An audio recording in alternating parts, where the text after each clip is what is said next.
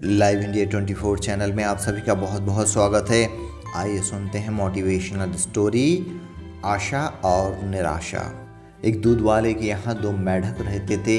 दोनों में बड़ी मित्रता थी, परंतु दोनों विपरीत स्वभाव के थे। एक बेआशावादी था और दूसरा निराशा से भरपूर।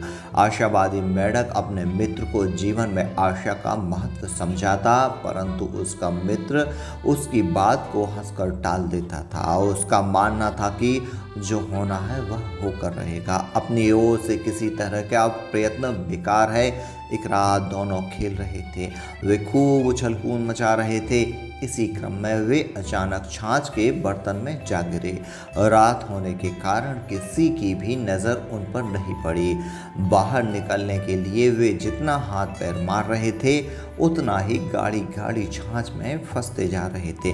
निराशावादी मेंढक बोला, हम कितना भी प्रयत्न कर लें परंतु इसमें से बाहर नहीं निकल पाएंगे।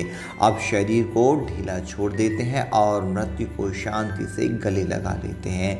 अंत समय में व्यर्थ ही शरीर को थका थका कर अपनी मृत्यु को कष्टदायक बनाएं। इस पर आशावादी मेंढक बोला, हमें आखिरी सांस तक प्रयत्न करना चाहिए, शायद बाहर निकलने में हम कामयाब हो जाएं। इतना कहकर वह लगातार हाथ पैर मारता रहा। इस दौरान वह थक कर बेहोश हो गया।